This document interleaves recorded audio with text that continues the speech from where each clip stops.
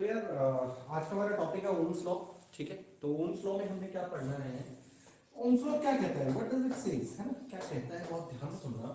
Eight constant temperature, सबसे important line इसकी यही है, एट कांस्टेंट टेम्परेचर। बस टेम्परेचर चेंज नहीं होना चाहिए, जहां टेम्परेचर हुआ वहां ओम्स लॉ एप्लीकेबल नहीं है। एक तो सबसे इंपॉर्टेंट बात ये याद रखनी है आपको, ठीक है। At constant temperature current flowing through the conductor is directly proportional to potential difference. क्या कह रहा है, current flowing through conductor is directly proportional to the potential difference across its ends। कहने का मोटिव क्या है, at constant temperature, ये line हमेशा ओम्स लॉ में अगर ये नहीं लिखा ना तो होने वाली है problem. Eight constant temperature, temperature में चेंज नहीं आना चाहिए तभी ओम्स लॉ एप्लीकेबल होगा, ठीक है।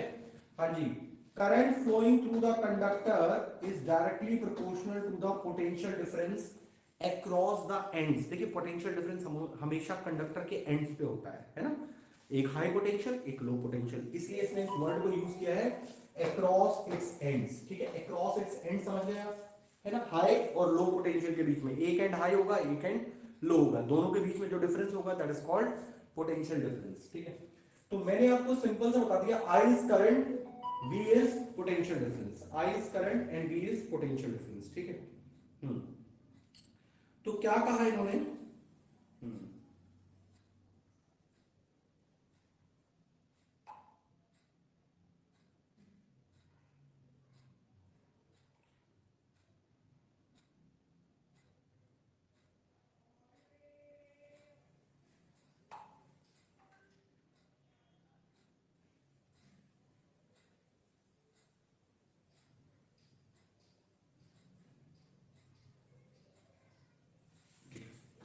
तो मैं एक सिंपल सी बात आपको बता दूं कि यार ये सिंपली बात होगी। यहाँ पे देखिए, यहाँ पे इन्होंने देखिए यहाँ पे क्या लिखा है, एट कांस्टेंट टेम्परेचर। ठीक है, V इज डायरेक्टली प्रोपोर्शनल, यार यहाँ से आपको एक चीज पता लग गई है, ध्यान से सुनिएगा। Potential difference is directly proportional to current. क्या मतलब होता है इसका, ये Charvi Singh, what is the meaning of potential difference is directly proportional to current. इसका मतलब होता है, इसका मीनिंग होता है कि as you increases the potential difference, जैसे जैसे एक क्वांटिटी को आप इंक्रीज करते हैं दूसरी क्वांटिटी भी इंक्रीज होती चली जाती है ना। जैसे जैसे आप पोटेंशियल डिफरेंस को बढ़ाएंगे तो इलेक्ट्रिक करंट भी बढ़ेगा, ऑब्वियस सी बात है, सीधी सी बात है ना। ठीक है, हाँ, potential difference is directly proportional to electric current. Is that clear. अब ये डायरेक्टली प्रोपोर्शनल का साइन है बच्चों, इस साइन को रिमूव करने के लिए हमें कांस्टेंट इंट्रोड्यूस करना पड़ेगा। तो इसके बाद एक कांस्टेंट इंट्रोड्यूस करते हैं आप, और दैट कांस्टेंट इज आर। और वो कांस्टेंट क्या है, दैट कांस्टेंट इज आर। इस कांस्टेंट को आर कहा जाता है, इस कांस्टेंट को R. R where R is the, R क्या होता है बच्चों, where R is the, where R is the resistance of, where R is the resistance of conductor, resistance of conductor। अब आपने कहा सर रेजिस्टेंस तो हमें पता ही नहीं है अभी तक। अब हम रेजिस्टेंस के बारे में पूरा डिटेल से पढ़ेंगे। आप ये सुनिए कि R जो है for a given conductor, R की वैल्यू जो है वो कांस्टेंट होती है। ठीक है, R रेजिस्टेंस है for given conductor for defined length and area, the value of R is constant. ठीक है, for defined length and area for a particular material the value of R is constant, है ना। तो are एक constant है। जब भी हम ये डायरेक्टली प्रोपोर्शनल का साइन हम इसको रिप्लेस करते हैं इक्वल टू से, तो कोई ना कोई कांस्टेंट हमें इंट्रोड्यूस करना पड़ता है। इतना क्लियर है आपको। तो बच्चों एक फॉर्मूला और रेडी हो गया है आपके लिए, the formula is ready for you, the formula is ready for you, V is equals to I R, V is equals to I R. ठीक है, तो ये पोटेंशियल डिफरेंस, ये इलेक्ट्रिक करंट, ये रेजिस्टेंस। तो इसको हम ऐसे भी लिख सकते हैं, इसको हम ऐसे लिख सकते हैं कि Ohm's law, Ohm's law provides us, Ohm's law provides us relationship between, relationship between, relationship between, हाँ जी, relationship between V, I and R, है ना। एक रिलेशनशिप दे रहा है V और I और R के बीच में। तो this is something known as Ohm's law. सबसे पहले तो डेफिनेशन मैंने आपको सिर्फ समझाया अभी कि डिफाइन किया है कि ओम्स लॉ है क्या चीज। तो एक बार ध्यान से इसको पढ़ लीजिए, मैंने जो जो चीजें बताई मैंने आपको सिर्फ डेफिनेशन बताई है और ये बताया है कि कांस्टेंट टेम्परेचर पे एप्लीकेबल है दिस लॉ। और पोटेंशियल डिफरेंस जैसे जैसे बढ़ाते जाएंगे तो इलेक्ट्रिक करंट भी आपका इंक्रीज होता चला जाएगा। ठीक है, एक बार प्लीज इसको नोट कर लीजिएगा।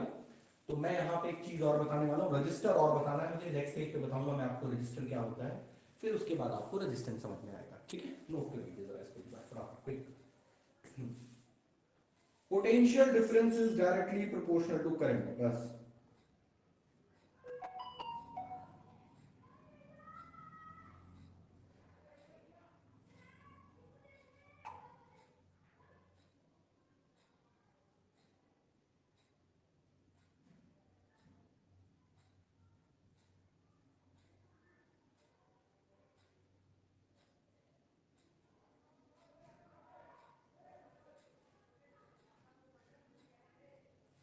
चलो हो गया, डन। चले राघव, राघव क्षेत्रपाल, ठीक है।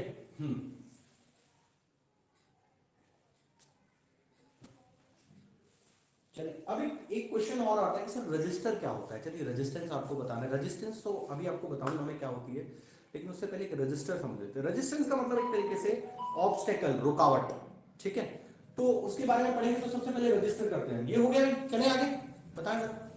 यस, चैट बॉक्स में डालें जल्दी से, यस सर, है ना। ठीक है, कैमरा ऑन रखें। हर्षित वेद, आदित्य राज, आर्यन कुशवाहा, ठीक है। चलो अब हम चलते हैं रजिस्टर क्या होता है। रजिस्टर क्या होता है देखिएगा, यहां सुन लीजिए पहले, फिर मैं उसको एक्सप्लेन करूंगा। A conductor which allows the flow of electric current through it. एक ऐसा कंडक्टर जो अपने थ्रू करंट को अलाउ करता है कि वो फ्लो करे, but offers some resistance for the flow, is generally called a resistor. लेकिन कुछ रेजिस्टेंस, ऐसा नहीं कि स्मूथली जाओ, कोई आए कोई जाए, जैसे आपका घर होता है ना। घर में क्या है कि चलिए आप आ तो सकते हैं, जा भी सकते हैं, लेकिन ऐसा नहीं कि रात को 1 बजे उठ के जाएं और कहीं मम्मी से, मम्मी मैं मार्केट जा रहा हूं या जा रही हूं, है ना। तो कुछ रेजिस्टेंस तो है ना घर में भी, समझ रहे हैं मेरी बात को। तो कहने का मतलब क्या है, कहने का मतलब क्या है, जो आप समझ रहे हैं मेरी बात को, कि एक कंडक्टर जनरली क्या होता है, जनरली जनरली कंडक्टर्स, प्लीज मेरे साथ लिखिएगा, conductors allow the charge, the current, allow the current flow through it, flow through it, ठीक है। generally conductor allow the current flow through it but offers some resistance, ठीक है। कुछ resistance होती है, रेजिस्टेंस यानी कि कुछ तो है, मतलब ठीक है आपका, मतलब आप समझ पा रहे हैं ना। मैंने एक बहुत बढ़िया एग्जांपल से कोरिलेट किया है कि आपको जाना है ना, आपको जाना है तो हाँ मम्मी कहीं ठीक है, शाम को आपने 5 बजे पूछा आफ्टर द साइंस क्लास के, भाई हम जाएं क्या, मार्केट में जाना है, साइंस की क्लास भी ले ली है, सर को सारे आंसर भी दिए हैं, तो मम्मा कहेंगे चले जाओ ठीक है, 1 घंटे में आ जाना, 2 घंटे में आ जाना, है ना। लेकिन आप रात को 11 बजे कहोगे कि मम्मा आई हैव टू गो, ठीक है मैंने बहुत पढ़ाई कर ली है, देखो मैं 6 बजे से पढ़ रहा हूँ या पढ़ रही हूँ और मुझे बाहर जाना है, तो क्या अलाउ करेंगे बताइए। मेरे ही नहीं करते, तुम्हारे को कहां से करेंगे, है ना। चलिए ठीक है, इज इट ओके। तो बच्चों रजिस्टर क्या होता है, रजिस्टर यानी कि कोई भी, और कोई भी अप्लायंस जो है ना आपका, चाहे बल्ब ले लो, चाहे रेफ्रिजरेटर ले लो, चाहे फैन ले लो, कोई भी परफेक्ट कंडक्टर नहीं है। कोई भी ऐसा नहीं कहता कि मेरे अंदर से 100% चार्ज फ्लो कर सकता है। इस दुनिया में परफेक्ट तो कुछ है ही नहीं, है ना। तो आइडियल कंडक्टर आप नहीं बोल सकते, परफेक्ट कंडक्टर आप नहीं बोल सकते। थोड़ा रेजिस्टेंस होगा, लेकिन थोड़ा होगा, वो कंडक्टर्स होते हैं। जिनमें ज्यादा हो जाता है वो रजिस्टर इंसुलेटर्स होते हैं, ठीक है। रेजिस्टेंस सब में होता है, चार्ज को इजीली फ्लो कोई नहीं होने देता, कोई कम प्रॉब्लम क्रिएट करता है, कोई ज्यादा प्रॉब्लम क्रिएट करता है। तो वो जो ऑब्स्टेकल्स होती है, वो जो रिस्ट्रिक्शंस होती हैं, जो चार्ज को फ्लो नहीं होने देती हैं, उनको हम क्या बोलते हैं, रेजिस्टेंस बोलते हैं। मैं आपको यहां से समझा देता हूं, इससे भी। एक कंडक्टर है यार अपने पास ना, एक कंडक्टर है यहाँ पे, और ये देखिए ये रेजिस्टेंस है, एक ये है और एक ये है अपने पास, ठीक है। इसमें ये रेजिस्टेंस है, तो मुझे बताएंगे आर एन कुशवाहा।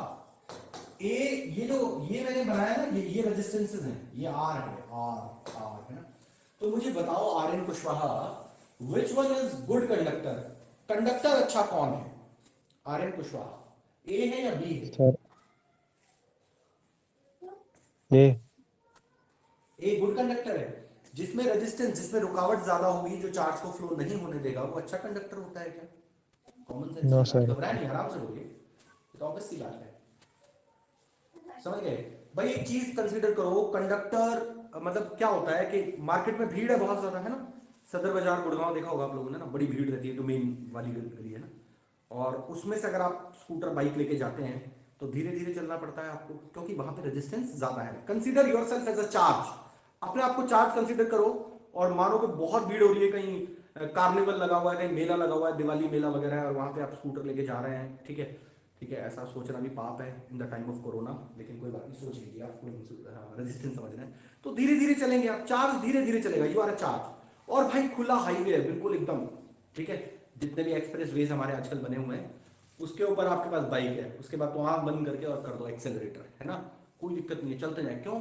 वहां पे लेकिन ऐसा है कि वहां पे बस आपने एक्सेलरेट करके छोड़ दिया, सीधा जी यहाँ से चले थे, दिल्ली से चले थे और सीधा जयपुर जाके रुकेंगे, ऐसा होता है क्या? नहीं होता, बीच बीच में ब्रेक भी लगाना पड़ता है ना। यानी कि रेजिस्टेंस वहां पे भी है, ऐसा नहीं है कि हाईवे है तो रेजिस्टेंस नहीं होगा, है वहां पे भी, लेकिन कम है। और रेलवे रोड पे जाए, सदर बाजार में जाए, या कहीं भी मार्केट में अगर कहीं जाए, तो वहां रेजिस्टेंस ज्यादा होता है, तो चार्ज बेचारा धीरे चलता है। तो रेजिस्टेंस का मतलब आपको शायद समझ में आ गया होगा मेरी बात से, ठीक है? इज दैट क्लियर अमित स्वामी?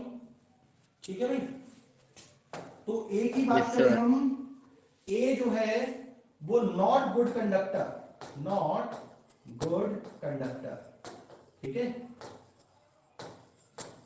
और बी जो होगा उसमें रेजिस्टेंस कम है, तो वो गुड कंडक्टर हो सकता है, ठीक है। इतना क्लियर? किसी ने मेरे से पूछा कि सर क्या कोई ऐसा मटेरियल है जिसमें रेजिस्टेंस होता ही नहीं हो? भाई वो स्टेट होती है सुपर कंडक्टिविटी की, वो स्पेशल चीजें करके अचीव की जाती है, लेकिन एक ऐसा कोई मटेरियल नहीं है दुनिया में जो ये कहता हो कि मेरा रेजिस्टेंस जीरो है। देखिए जीरो परफेक्ट तो कुछ भी नहीं है इस दुनिया में, ठीक है। कम हो सकता है, बहुत कम हो सकता है, कॉपर है, सिल्वर है, गोल्ड है, इनका रेजिस्टेंस कम है, they are good conductor, but zero नहीं होता है रेजिस्टेंस, ठीक है। मैंने आपको एग्जांपल दिया हाईवे से, है ना। हाईवे ऑल्दो बहुत सही चलता है सब कुछ, लेकिन ऐसा नहीं है कि दिल्ली से आपने एक्सेलरेटर दबाया और सिर्फ जयपुर जाके ही रुकेंगे आप, ऐसा नहीं होगा, बीच में भी रुकना पड़ेगा, है ना। कहीं ट्रैफिक आ गया, कहीं कुछ हो गया, कहीं कुछ भी हो सकता है, मतलब। चले आगे, तो रेजिस्टेंस समझ में आ गया, अब रेजिस्टेंस की बारी है, रेजिस्टेंस समझते हैं क्या है। चलिए, बहुत ही बढ़िया सी चीज आने वाली है, रेजिस्टेंस। अच्छा, कह रहे हैं कि sir limitation of Ohm's law भी बता दो हमें, क्या होता है? पहले सर रेजिस्टेंस बताऊं मैं? हाँ जी, हाँ जी, सर कभी कभार करंट कम करने के लिए रजिस्टर लगा दिया जाता है सर्किट में। हाँ जी, बिल्कुल, रेजिस्टेंस बढ़ा दी जाती है, अगर करंट कम करना है आपको तो रेजिस्टेंस बढ़ा दो। मैं अभी, मेरे पास एक वो है, मैं दिखाता हूँ आपको कि क्या होता है। मैं अभी इसके बाद रेजिस्टेंस बढ़ाने के बाद मैं आपको एक बहुत बढ़िया सा सिस्टम दिखाऊंगा, मेरे इसमें है, जिसको देख के मैंने सिस्टम लिया था ना, जिसने मुझे सबसे ज्यादा इंप्रेस किया ना, वो चीज दिखाने वाला हूं, ठीक है। सर एक बार रजिस्टर की डेफिनेशन वापस दिखा दीजिए। रजिस्टर की अभी दिखा देता हूं, एक मिनट रुक जाओ, एक मिनट। रजिस्टर देख लीजिए क्या होता है।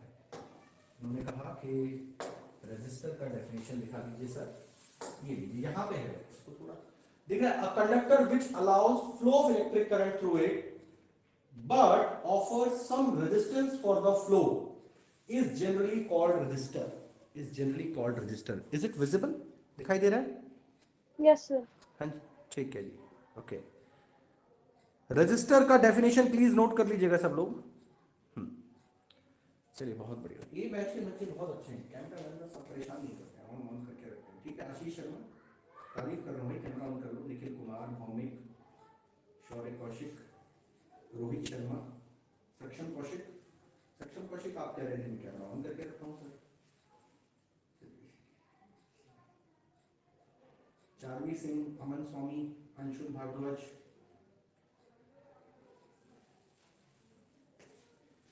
भाई मुझे सीक्रेट सोर्सेज से पता लगा है कि जैसे ही सर आप पढ़ाने लगते हो हम कैमरा ऑफ कर देते हैं और जब आप देखते हो तो कैमरा ऑन कर देते हैं। दिस इज नॉट फेयर ना, ऑन करना है, ऑन करके रखिए, फिर आपकी प्रॉब्लम तो ऑफ कर लीजिएगा। आराध्या सतीजा समझ में आ रहा है बच्चे? डेफिनेशन नोट हो गया रेजिस्टेंस का, रजिस्टर का। रजिस्टर भी एक कंडक्टर ही होता है, ठीक है, जिसमें से करंट तो फ्लो करता है लेकिन वो कुछ ऑब्स्ट्रक्शंस क्रिएट करता है ना। और हम जितने भी ना बल्ब है, फैन है, जितने भी इलेक्ट्रिकल अप्लायंसेस आप यूज करते हैं, सब में रेजिस्टेंस होता ही होता है, ठीक है। चलिए आगे चलते हैं। मेरा फेवरेट टॉपिक रेजिस्टेंस।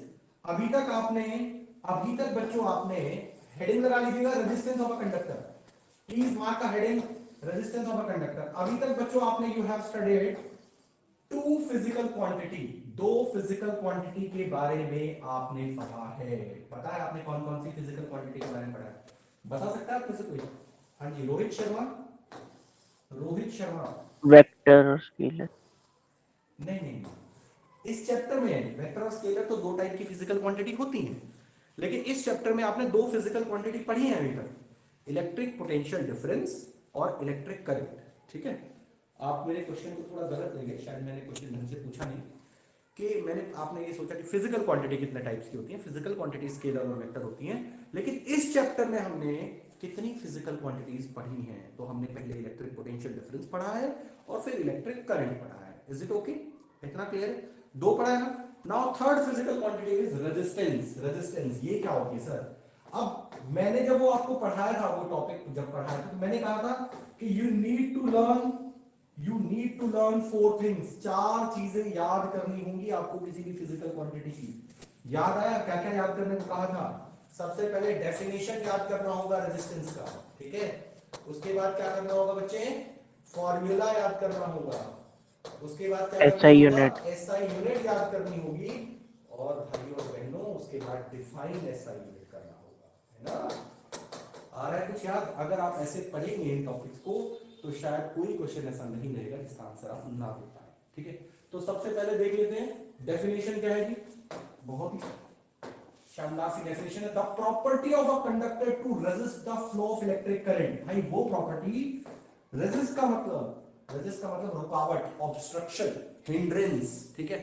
देखिए मेरी वोकैबुलरी अच्छी होगी, रेजिस्टेंस पढ़ते पढ़ाते आपको। तो प्रॉपर्टी, एक ऐसी प्रॉपर्टी कंडक्टर की जो चार्ज को फ्लो होने से रोकती है ना। तो दैट इज कॉल्ड रेजिस्टेंस, ठीक है। डेफिनेशन क्लियर है? कोई प्रॉब्लम? ठीक है। फॉर्मूला क्या होता है जी? भाई फॉर्मूला तो ओम्स लॉ से आया था। ओम्स लॉ पे आपने पढ़ा ना, ओम्स लॉ क्या था? V is equals to I R था ना। अगर Ohm's law V is equals to I R था, तो यार यहां से R कितना हो जाएगा? Therefore R is equals to V upon I। R is equals to V upon I। तो रेजिस्टेंस का फॉर्मूला हो जाएगा potential difference upon electric current. अगर आपको किसी भी कंडक्टर के अक्रॉस कितना पोटेंशियल डिफरेंस है और इसके थ्रू कितना करंट फ्लो हो रहा है, तो you will easily find the resistance of a conductor. तो आप रेजिस्टेंस बहुत आसानी से उसका फाइंड आउट कर सकते हैं, ठीक है। तो फॉर्मूला क्लियर हो गया आपको? R is equals to V upon I, है ना। फॉर्मूला लिख लीजिएगा बच्चा लोग फटाफट, क्विक, है ना। बहुत ही बढ़िया सब लोग। अब भैया ये एसआई यूनिट पूछ रहा है। एसआई यूनिट क्या होता है सर? एसआई यूनिट सुनिए, SI unit of resistance is ohm. SI unit होती है यार, SI unit of resistance, SI unit of resistance प्यारे बच्चों is ohm, OHM। Ohm's law से ohm I, and it is denoted by, ये ऐसा symbol है, ये ग्रीक थॉर्न्स, ओमेगा होता है मैथमेटिक्स में, इसको ओमेगा बोला जाता है। ग्रीक थॉर्न्स होते थे, ग्रीक लेटर से लिया गया है ओमेगा, है ना। हाँ, तो ओम, ऐसा यूनिट क्या होती है? ओम होती है, ठीक है। चलिए हमने तीन फिजिकल क्वांटिटी पढ़ी है। मुस्कान, हमने तीन फिजिकल क्वांटिटी पढ़ी है, आप मुझे बताएं तीनों फिजिकल क्वांटिटी की ऐसा यूनिट आपको याद है? बताएं जरा। पोटेंशियल डिफरेंस की क्या होती है मुस्कान? आपको मेरी आवाज आ रही है? कई बार बच्चों को क्वेश्चन पूछने के बाद आवाज सुननी बंद हो जाती है। हाँ जी हाँ जी मुस्कान, बेटा नहीं आता तो कोई बात नहीं, will proceed to sir next volt. Unit. अच्छा वेरी गुड, बोल्ट। और करंट की क्या होती है और बताओ? सर इलेक्ट्रिक करंट हाँ हाँ हाँ, बोलो बोलो, एम्पियर। वेरी गुड, एम्पियर होती है। और रेजिस्टेंस की क्या होने वाली है? ओम होने वाली है। तो तीन फिजिकल क्वांटिटी पढ़ी है, तीनों की ऐसा यूनिट प्लीज याद रखिएगा, उनका डेफिनेशन भी आपको याद होना चाहिए। डेफिनेशन मैं करवाने वाला हूं, ठीक है, चलिए कोई बात नहीं।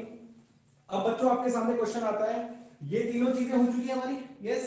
देखिए डेफिनेशन हो गया, फॉर्मूला हो गया, एसआई यूनिट हो गया, है ना।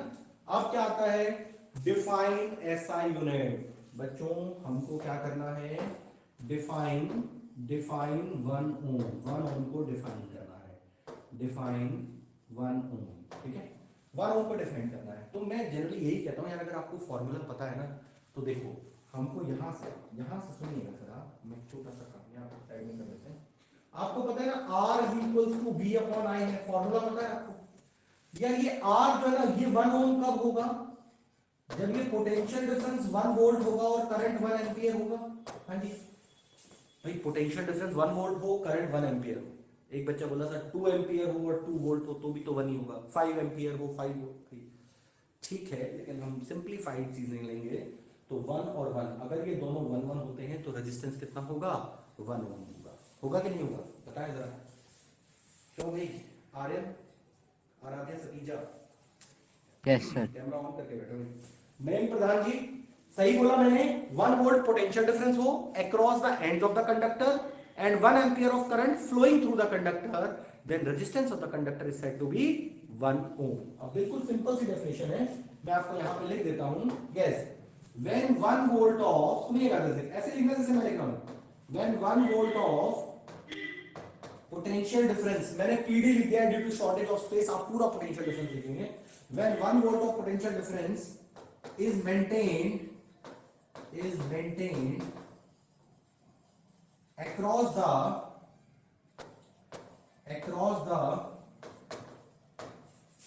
ends of conductor, potential difference हमेशा मेंटेन किया जाता है अक्रॉस द एंड्स, ठीक है, maintain across the end of conductor and 1 ampere of current flows through it, flows through it, then resistance of conductor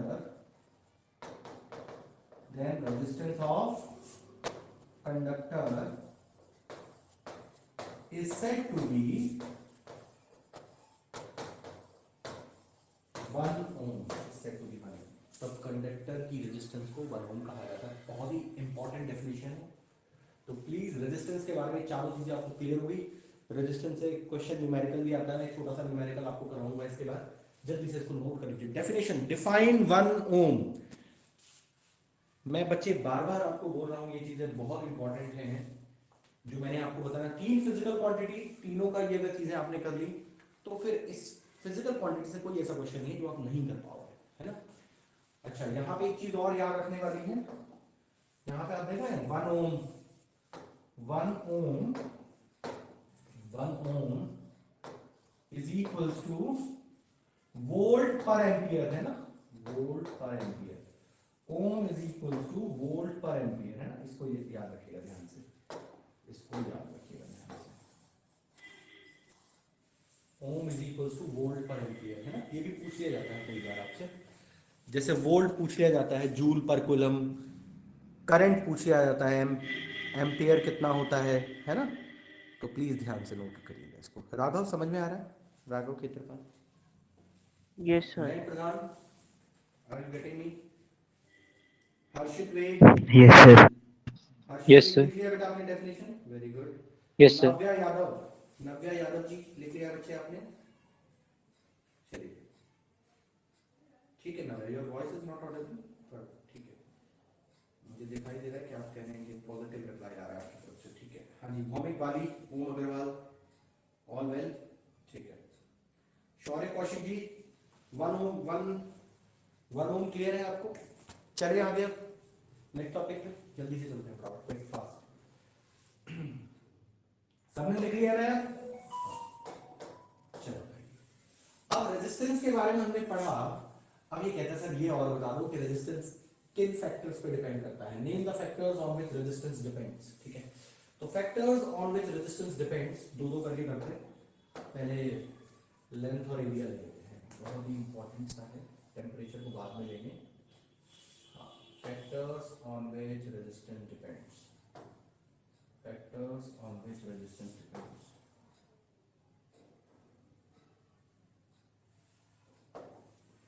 Factors on which resistance depends. Heading लगाए, factors on which resistance depends. ठीक है, एक बच्चा कह रहा है sir आपने कुछ कहा था अभी कि मैं कुछ चीज दिखाऊंगा आपको, मैं देखता हूँ करता हूँ यार ये चिट्ठी। हेडिंग लगाइए, factors on which resistance depends. ठीक है, factors on which resistance depends. Capacitor, charge, circuit, construction, Faraday, atomic balancing, balloon, gravity, Ohm's law. चलिए देखते हैं, मैं आपको बता दूं ये ओम्स लॉ क्या कहना चाहता है आपसे। हाँ जी, V इक्वल टू IR होता है। देखिए ना, पोटेंशियल डिफरेंस 4.5 वोल्ट है। ध्यान से देखना, बड़ी मजेदार सी चीज है आपके सामने। ठीक है, प्लीज फोकस करिएगा। पोटेंशियल डिफरेंस कितना है? 4.5 वोल्ट। रेजिस्टेंस कितना है? 500 है ना। इसको ऊपर ले जाए, ऊपर ले जाए। मैं पोटेंशियल डिफरेंस बढ़ा रहा हूँ, पोटेंशियल डिफरेंस बढ़ाया मैंने। देखिए करंट यहाँ पे इंक्रीज होता हुआ दिखाई दे रहा है आपको। ये देखिए पोटेंशियल डिफरेंस कम कर रहा हूँ, पोटेंशियल डिफरेंस कम, करंट कम हो गया। देखिए पोटेंशियल डिफरेंस को मैं पहले जीरो कर देता हूँ, जीरो नहीं होगा। ठीक है, पोटेंशियल डिफरेंस 0.1 वोल्ट है। करंट कितना आ रहा है? 0.2 मिली एम्पियर। मिली एम्पियर आ रहा है, ये याद रखिएगा। मिली एम्पियर समझ गए क्या होता है? अब मैं जैसे जैसे पोटेंशियल डिफरेंस को बढ़ाऊंगा ना यहाँ से, आप देखिएगा यहाँ पे करंट जो है वो बढ़ता जाएगा। ठीक है, पोटेंशियल डिफरेंस को इंक्रीज कराओ, देखिए बढ़ रहा है, ये देखिए। ठीक है, क्लियर है? अच्छा, एक चीज और बड़ी इंपॉर्टेंट है। अब किसी बच्चे ने कहा सर रेजिस्टेंस को कम करेंगे तो करंट पे क्या इफेक्ट आएगा? अब सीधी सी बात बताओ मेरे को, अगर रेजिस्टेंस कम होगा, बच्चों कॉमन सेंस की बात है, अगर रेजिस्टेंस कम होगा तो करंट बढ़ेगा या कम होगा? रेजिस्टेंस कम होगा, सर बढ़ेगा। रेजिस्टेंस कम होगा, करंट बढ़ेगा ना भाई। भीड़ सर बढ़ेगा। रुकावट कम हो जाएगी तो चार्ज इजीली फ्लो करेगा। अब देखिए रेजिस्टेंस को हम कम करते हैं, रेजिस्टेंस को कम करते हैं। देखिए ये देखिए करंट, ओ माय गॉड कितना तेज बढ़ रहा है। ये देखो, अरे वाह बहुत बढ़िया, कितना बड़ा, इतना बड़ा हो गया, आ ही नहीं स्क्रीन में ही आ रहा ज्यादा ही बढ़ गया है ना। अब ठीक है, अब मैं रेजिस्टेंस को बढ़ाता हूं, करंट देखिए 48.9 है, रेजिस्टेंस बढ़ाया रेजिस्टेंस देखिए करंट कम हो रहा है, पोटेंशियल डिफरेंस उतना ही है, लेकिन रेजिस्टेंस को बढ़ाते क्या हुआ? करंट बहुत ज्यादा बढ़ गया।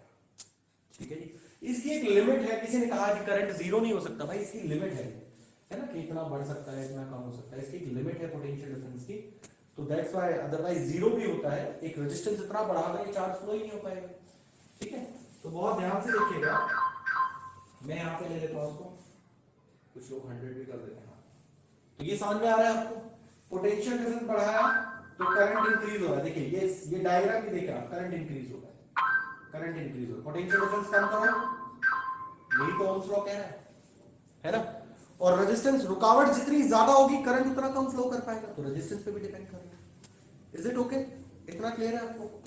ठीक है, तो भाई ये वाला टॉपिक था जिसको देख के फंस गया मैं, इसको ले लिया मैंने, है ना। ठीक है, चलिए अब रेजिस्टेंस किन किन फैक्टर्स पे डिपेंड करता है। ठीक है, अब आपको समझ में आया शायद पोटेंशियल डिफरेंस और करंट में क्या रिलेशनशिप है ना। चलिए चलते हैं। अब सबसे पहला है हाँ, तो मैं आपको फैक्टर्स बता दूं तो सबसे पहला फैक्टर जो है ना, हाँ, resistance is directly proportional to length.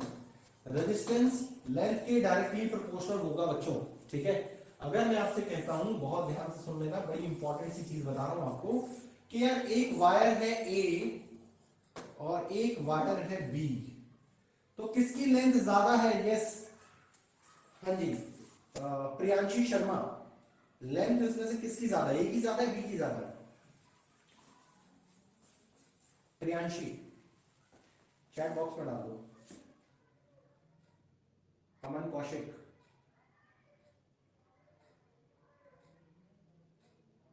सक्षम, लेंथ ए की ज्यादा है, बी की ज्यादा है? ये बताओ, वायर है, दो वायर गिवन है आपको, किसका लेंथ ज्यादा है? बी की ज्यादा है। बी की ज्यादा है ना।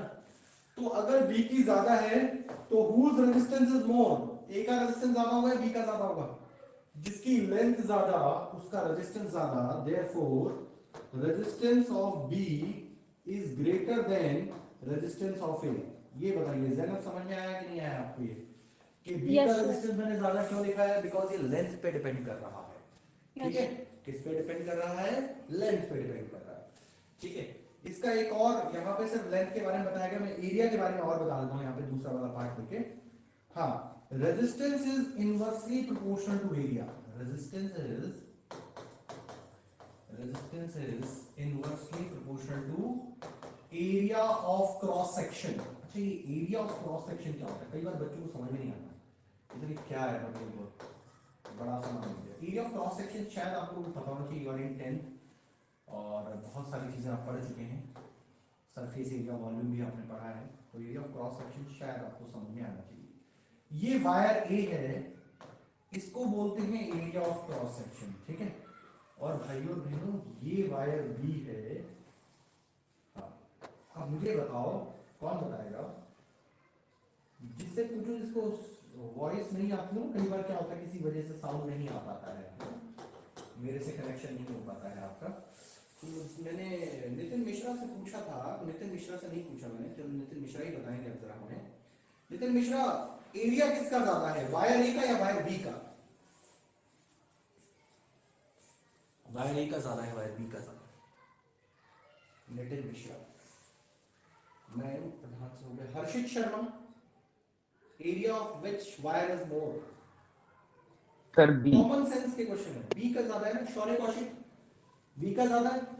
अब हमने क्या बोला है? Resistance is inversely proportional to area. भाई जिसका एरिया ज्यादा उसका रेजिस्टेंस कम। लॉजिकली भी समझाऊंगा आपको, रेजिस्टेंस ज्यादा उसका एरिया ज्यादा तो रेजिस्टेंस कम, एरिया कम तो रेजिस्टेंस ज्यादा। Resistance of R A is greater than resistance of R B, because area कम है तो रेजिस्टेंस ज्यादा है। तो आपने कहा सर ये कुछ लॉजिक समझ में नहीं आया। भाई ये कुछ ऐसे समझ लीजिए कि रोड है आपके, है ना, तो जो थोड़ी वाइडर रोड होती है उन पे आपके लिए चलना आसान होता है। You are a charge, take consider yourself as a charge. जो वाइडर रोड होती है, बड़े बड़े हाईवेज होते हैं, उन पे आप इजीली फ्लो कर पाते हैं, इजीली व्हीकल चलता है। लेकिन जो नैरो रोड्स होती है उन पे अक्सर ट्रैफिक जैम ही रहता है ना। तो नैरो रोड्स पे भीड़ ज्यादा होगी, रेजिस्टेंस ज्यादा होता है नैरो रोड्स पे, और वाइडर रोड्स पे ट्रैफिक कम रहता है, यानी कि इनको प्रॉपर्ली स्पेस मिल जाता है चार्ज को फ्लो करने के लिए। ठीक है, तो रेजिस्टेंस कम होता है अगर एरिया ऑफ क्रॉस सेक्शन ज्यादा हो। इतना क्लियर है? दोनों चीजें क्लियर है आपको, है ना? हाँ जी, इतना क्लियर है। तो मैंने पहले यहां से आपको सिर्फ सिंपली प्लीज एक बार नोट कर लीजिएगा इसको। If temperature and cross section area remains constant, पहले फर्स्ट पार्ट की बात बता रहा हूं जिसमें उन्होंने लेंथ के बारे में बात करी है। उन्होंने कहा ना तो टेम्परेचर चेंज हो ना area of cross section change हो, है ना। देखिए दोनों का area of cross section same है और टेम्परेचर तो सेम है। The resistance of a wire, the resistance of a wire for a given material is directly proportional to its length. For a given material, एक ही material का होना चाहिए, ये भी कॉपर का है तो ये भी कॉपर का है। ठीक है, resistance of a given wire of a given material is directly proportional to its length. समझ रहे हैं? लेंथ बढ़ेगा तो रेजिस्टेंस इंक्रीज होगा। ऑब्वियस सी बात है, समझ पा रहे हो इस चीज को? अच्छा, अब वो कहता है कि सर ये नोट में क्या लिखा हुआ है? If the length of the wire is doubled, keeping other factors unchanged, then the resistance is also doubled. If the length is tripled, the resistance is also tripled. भाई बाकी सारे फैक्टर कांस्टेंट रखो और कुछ चेंज नहीं होना चाहिए।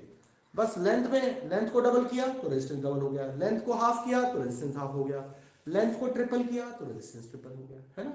जैसे जैसे लेंथ में चेंज आएगा वैसे वैसे रेजिस्टेंस में चेंज आएगा। Is it okay? इतना क्लियर है? एरिया में उल्टा हो जाता है, रिवर्स हो जाता है। ठीक है बच्चों, is that clear? Aman, Swami, Himanshu, Himanshu 10C camera on कर लीजिए कल से अब तक। हाँ हाँ बता बच्चे। सर अगर एरिया भी इंक्रीज होगा और लेंथ भी इंक्रीज होगी सर फिर क्या होगा? एरिया भी इंक्रीज होगा और लेंथ भी इंक्रीज होगी। देखिए बहुत अच्छा सा क्वेश्चन आपने पूछा है।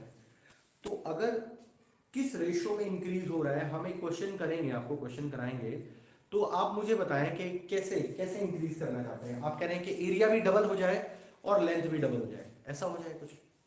Yes sir. हाँ जी, है ना। यस। एरिया भी डबल हो गया और लेंथ भी डबल हो गया। जनरली जब क्वेश्चन आता है ना तो रेडियस पे क्वेश्चन आता है। इस पे क्वेश्चन आएगा, मैं आपको मैथमेटिकली इसको प्रूव करके दिखाऊंगा कि आप ये कहते हैं कि सर अगर एरिया में भी चेंज आए, फॉर एग्जांपल क्ले है आपके पास, क्ले की आप लेंथ ऐसे बढ़ाते हैं ना, since for a given volume, अगर आप लेंथ बढ़ाएंगे किसी भी चीज की, बचपन में खेलते थे ना आटा लेके, है ना मम्मी से, Yes, तो sir. ऐसे उसको आप स्ट्रेच करते थे, तो व्हाट विल हैपन, अब जब आप लेंथ बढ़ाते हैं तो धीरे धीरे क्या होता है, एरिया कम हो जाता है ना, Yes, sir. एरिया में डिक्रीमेंट आता है फॉर अ गिवन वॉल्यूम। तो बच्चे उसमें क्या होता है, उसमें हमें कैलकुलेशन करनी पड़ती है।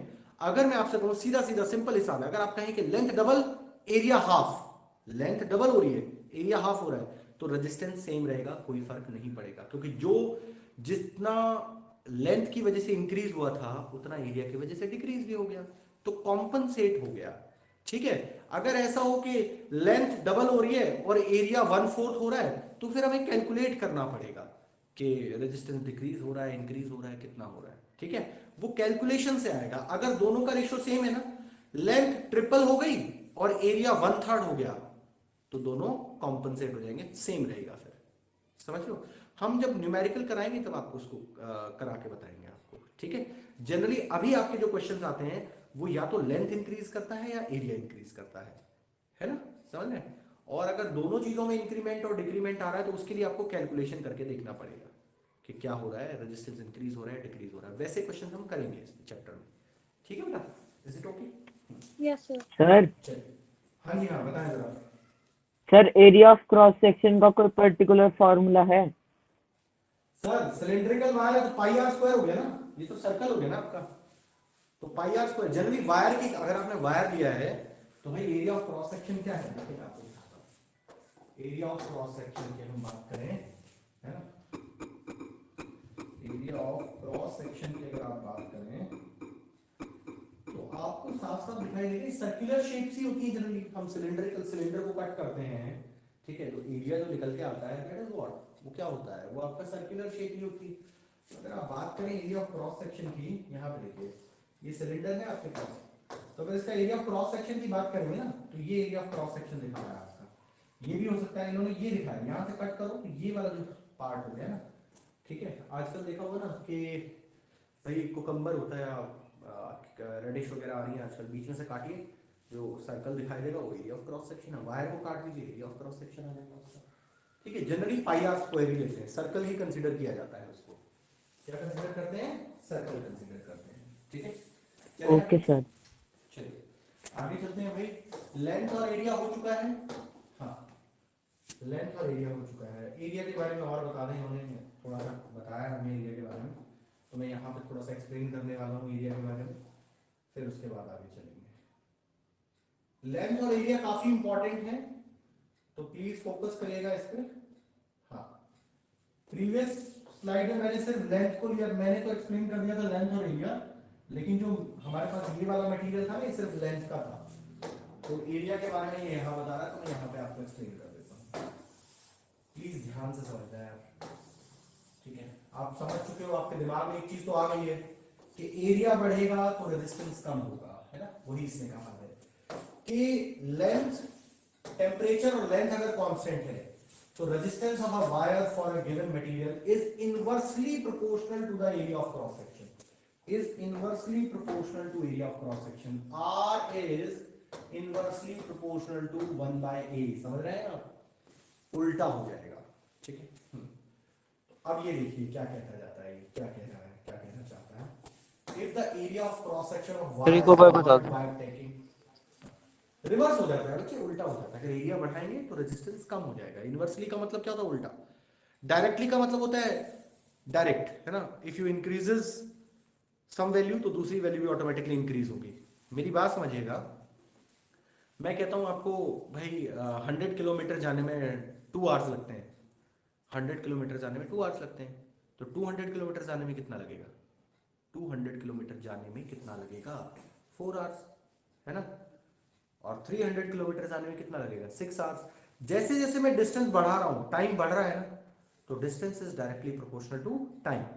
ठीक है, समझ रहे हो मेरी बात को, इज इट ओके? अच्छा, अब मैं आपसे कहता हूं कि स्पीड, मैं कहता हूं 100 की स्पीड से चलते हैं यार आप, ठीक है, 100 की स्पीड से चल रहा है, 100 किलोमीटर कवर करना है, आप कहेंगे सर 1 आवर लगेगा। ठीक है, उसी सेम डिस्टेंस को अगर मैं स्पीड इंक्रीज कर देता हूं, मैं कहता हूं 200, आपके पास बढ़िया सी कार आ गई है, 200 की स्पीड पे चल सकती है, रोड खाली है बिल्कुल, तो आप अगर 200 अगर आप स्पीड इंक्रीज करेंगे तो क्या हो जाएगा, टाइम डिक्रीज हो जाएगा। समझ रहे हैं? तो कुछ फिजिकल क्वांटिटी ऐसी होती है, अगर एक फिजिकल क्वांटिटी को इंक्रीज करें तो दूसरी डिक्रीज हो जाती है। तो ऐसी फिजिकल क्वांटिटीज को हम क्या बोलते हैं, they are inversely proportional to each other. जैसे फॉर अ गिवन डिस्टेंस अगर आप स्पीड बढ़ाएंगे तो टाइम कम हो जाएगा, अगर आप स्पीड कम करेंगे तो टाइम ज्यादा हो जाएगा, है ना? सपोज आपको यहां से अपने स्कूल जाना होता है, जनरली आप लेट हो गए, तो आप ये कहते हैं ट्रैफिक बहुत ज्यादा था तो स्पीड कम चल पाई इसलिए टाइम ज्यादा लग गया। कई बार बहुत जल्दी स्कूल पहुंच जाते हैं तो बोले हाँ तो ट्रैफिक ही नहीं था तो स्पीड ज्यादा हुई, तो जिसकी वजह से क्या हुआ, टाइम कम लगा, है ना? तो इनवर्सली प्रोपोर्शनल समझ में आ गया आपको, क्लास 8 का कॉन्सेप्ट है इनवर्सली प्रोपोर्शनल। अब वो ये कह रहा है कि area of cross section of wire is doubled by taking a thicker wire. अगर आप उसका area of cross section double कर देते हैं तो रेजिस्टेंस बच्चों हाफ हो जाएगा। उल्टा होता है ना, अगर एरिया डबल करोगे तो रेजिस्टेंस हाफ हो जाएगा, अगर एरिया हाफ करोगे तो रेजिस्टेंस डबल हो जाएगा, एरिया कम करोगे रेजिस्टेंस ज्यादा हो जाएगा।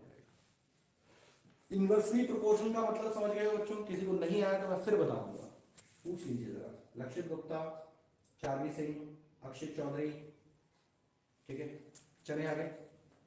यस चलिए ठीक है, चलिए नेक्स्ट हमारा है, अब हम दो चीजें पढ़ चुके हैं, दो ही ज्यादा इंपॉर्टेंट, लेंथ और एरिया भी है ना? नेक्स्ट के लिए आ जाइए। आप सुनिए, अब दो छोटे छोटे टॉपिक्स हैं यहाँ पे, जो छोटे छोटे टॉपिक्स हैं। सर हाँ जी हाँ बोलिए। सर अगर हम लोग टेम्परेचर इंक्रीज या डिक्रीज करेंगे तो क्या कुछ होगा? सर बहुत कुछ होगा, वही बताने वाला हूँ, वही बताने वाला हूँ। सब्र का फल मीठा होता है, मैंने ऐसा बचपन में पढ़ा था, आपको आज पता लग जाएगा, ठीक है?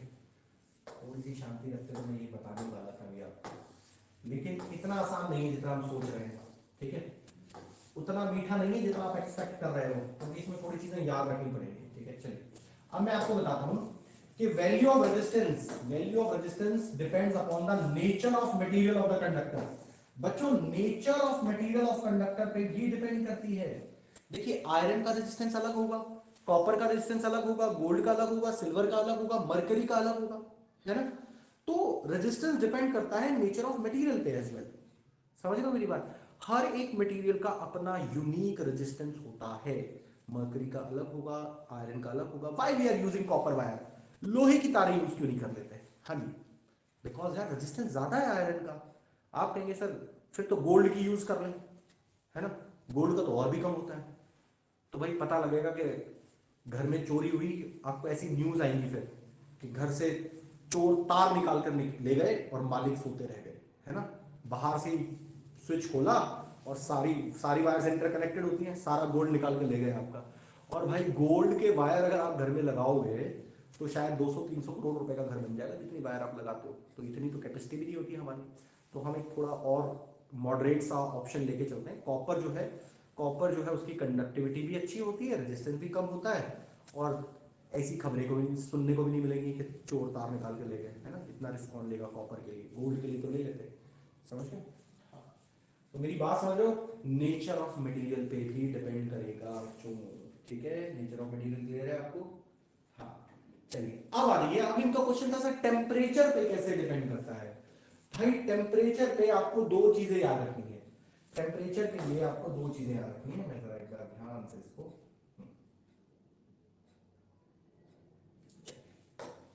टेम्परेचर की बात करें बच्चों, टेम्परेचर में मेटल्स और नॉन मेटल्स दोनों के लिए अलग अलग है। टेम्परेचर के लिए मेटल्स का सुनिएगा जरा ध्यान से, metals and non metals semiconductor, sorry non metals को हम कंसीडर करते हैं कि इलेक्ट्रिसिटी कंडक्ट ही नहीं करती है, सेमीकंडक्टर्स। अच्छा सेमीकंडक्टर्स का एग्जांपल दे सकते हैं आप में से कुछ लोग? कोई भी बच्चा इस क्लास में चैट बॉक्स में डालना जरा, मुझे बताना जरा सेमीकंडक्टर क्या होते हैं, कोई एग्जांपल दे दीजिए सेमीकंडक्टर का। हाँ सेमीकंडक्टिंग मटेरियल, सेमीकंडक्टर यानी कि आधे कंडक्टर, कुछ कुछ कंडक्टर की तरह बिहेव करते हैं। कोई बच्चा, डोंट गूगल इट, नाइक्रोम। आपको पता है तो बताइए। नाइक्रोम भाई साहब, नाइक्रोम तो जबरदस्त रेजिस्टेंस वाला मटेरियल होता है। Nichrome is not semiconductor. Sir silicon. Silicon, germanium, ये बहुत अच्छे सेमीकंडक्टिंग मटेरियल होते हैं। सोलर पैनल जो होते हैं ना बच्चे, उनमें ये सिलिकॉन और जर्मेनियम का काफी ज्यादा यूज होता है। जो आने वाले टाइम में सोलर एनर्जी हमारी इंक्रीजिंग एनर्जी डिमांड्स को पूरी करेगी, उसमें काफ़ी ज़्यादा यूज़ किया जाता है। माइक्रो प्रोसेसर चिप्स में आपके जो मदरबोर्ड वगैरह होते हैं इनके अंदर भी यूज़ किया जाता है ना। तो ये सारी चीज़ों में आपका यूज़ किया जाता है सेमीकंडक्टिंग मटेरियल। सेमीकंडक्टर कौन होते हैं? जर्मेनियम, सिलिकॉन, जिनमें से थोड़ा थोड़ा इलेक्ट्रिसिटी पास करती है, ठीक है। मतलब इंसुलेटर और कंडक्टर के बीच के कैटेगरी होती है। चलिए, मेटल्स के लिए क्या होता है? Resistance increases with increase in temperature. Resistance is directly proportional to temperature. याद रखना, resistance is directly proportional to temperature. Temperature बढ़ेगा तो रेजिस्टेंस बढ़ेगा, किसमें? मेटल्स में। और सेमीकंडक्टर में क्या होगा? The resistivity of semiconductor decreases with increase in temperature, तो resistance is inversely proportional to temperature. तो बस इन दोनों चीजों का याद रखना। मैं तो एक चीज याद रखता हूं, मैं तो मेटल्स की, कंडक्टर्स की याद रखता हूं। मैं तो कहता हूं कि भाई टेम्परेचर बढ़ेगा तो रेजिस्टेंस बढ़ेगा, किसका? कंडक्टर्स का। बस मैं ये याद रखता हूं, दूसरी चीज को ध्यान ही नहीं देता। तो सेकंड चीज जब आएगी तो उल्टा लगा देंगे उसका। भाई दोनों चीजों को याद करने की क्या जरूरत है? एक को याद कर लो, दूसरा उसका उल्टा होता है ना, उसका रिवर्स होता है बिल्कुल। तो मेटल्स में हम याद रखेंगे कि resistance is directly proportional to temperature. Resistance बढ़ेगा मेटल्स का तो टेम्परेचर भी, टेम्परेचर बढ़ेगा तो रेजिस्टेंस भी इंक्रीज होगा। Is that clear? क्या इतना क्लियर है आपको? हाँ जी। अब एक छोटा सा क्वेश्चन ये आ जाता है बच्चों, प्लीज ध्यान से नोट करिएगा इसको। ये जैसे मैंने बनाया ना टेबल, ऐसे ही बनाइएगा। तो 4 फैक्टर्स, 10 फैक्टर्स के नाम लिख लीजिएगा। There are 4 factors: length, area, nature of material and temperature. Temperature metals में डायरेक्टली प्रोपोर्शनल होता है, सेमीकंडक्टर में क्या होगा? इनवर्सली हो जाएगा, बात खत्म। अब एक क्वेश्चन आ जाता है, व्हाट आर ओमिक रेजिस्टर्स। तो ये ओमिक रेजिस्टर वाला क्वेश्चन जरा नोट में आप है, पढ़ लीजिए जरा, क्या होते हैं ओमिक रेजिस्टर, ध्यान रखिएगा। मैं 2 मिनट का टाइम दे रहा हूं, ध्यान से पढ़ लीजिए इनको। फिर मैं लिमिटेशन ऑफ ओम्स लॉ बताने वाला हूं आपको। ओम्स लॉ हमने पूरा पढ़ लिया है, रेजिस्टेंस के बारे में पढ़ लिया है हमने। अब मैं ओम्स लॉ की लिमिटेशन बता दूं आपको, क्या होती है लिमिटेशन, ठीक है। हाँ, प्लीज भी कैमरा ऑन करके रखें, लोग फिल्म कर देते हैं, क्या बात है। Himanshu, saint Christine, Himanshu 10C, saint Christine वाले, आशीष शर्मा, हर्षित शर्मा, ठीक है यार। कम से कम जब मैं बोर्ड पे ला रहा हूं उसके बाद तो ऑन कर लिया करो ना। हाँ चलिए, ठीक है, हो गया। ये लिख लिया, ऐसे लिख लेना है जरूर। और ये ohmic register, define ohmic register, एक बहुत प्यारा सा क्वेश्चन आ जाता है कई बार। ओमिक रजिस्टर क्या होते हैं, जरा पढ़िए इनको, समझिए क्या होता है ohmic register. Define ohmic register. Ohmic register कौन होते हैं? ओमिक रजिस्टर कहां से आते हैं? ओमिक रजिस्टर देखिएगा, a resistor in which R is equals to V upon I remains constant irrespective of the magnitude of electric current is known as ohmic resistor। आप उसमें वो ये कहता है कि जिसमें रेजिस्टेंस जो है ना वो कांस्टेंट रहे, V अपॉन I का रेशो जो भी आए वो, जैसे जैसे आप पोटेंशियल डिफरेंस बढ़ाएंगे तो करंट भी ऑटोमेटिकली बढ़ता चला जाता है। तो ऐसे रेजिस्टर जो ओम्स लॉ को परफेक्टली फॉलो कर रहे हैं, ठीक है, those resistors which follows Ohm's law perfectly are known as ohmic resistors। ठीक है, तो यहां पर लिख लीजिएगा, they follow, ठीक है, हाँ, they follow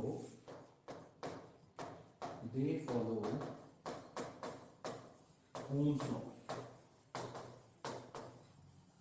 ठीक है, ओम्स लॉ को फॉलो करते हैं ये। भाई ओम्स लॉ यही तो कहता है आर की वैल्यू कांस्टेंट होनी चाहिए for a given potential difference और इलेक्ट्रिक करंट। जैसे जैसे आप पोटेंशियल डिफरेंस बढ़ाएंगे, अगर आर कांस्टेंट है तो करंट भी बढ़ता चला जाएगा। हमने एक्सपेरिमेंट के थ्रू बताया था आपको, ठीक है। तो ओमिक रेजिस्टर वो होते हैं जो ओम्स लॉ को परफेक्टली फॉलो करते हैं। चलिए जल्दी से लिमिटेशन पढ़ाने वाले हैं ओम्स लॉ की आपको, क्विक फास्ट। चला गया है क्या हमारा? आवाज आ रहा है आपको? हाँ आ रहा है सर, आ रहा है। यस सर, आ रही चलिए है। चलिए, आ रही है, आ रही है, आ रहा है, ठीक है, डन है जी। चलिए आगे चलें क्या?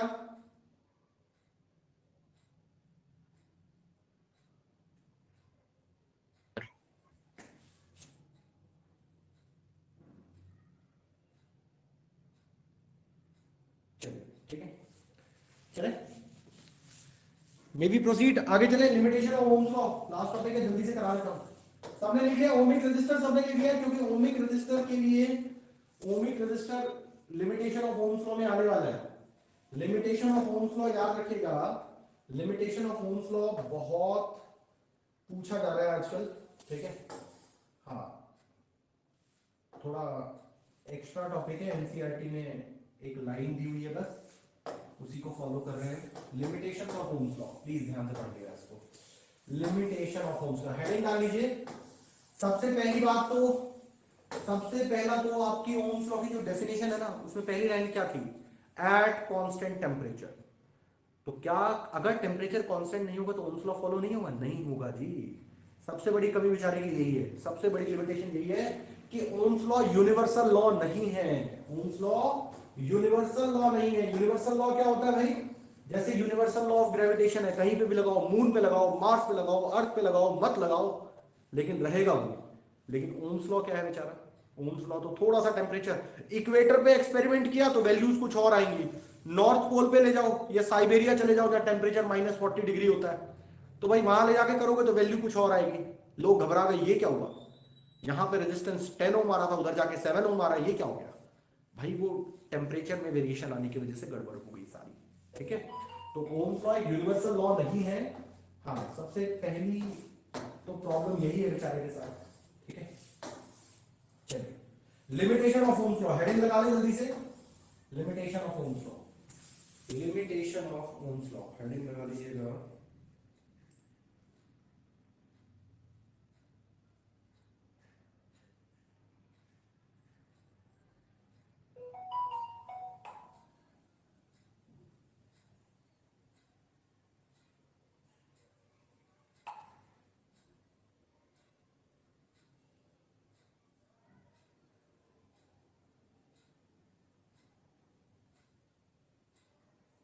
चलिए, ठीक है।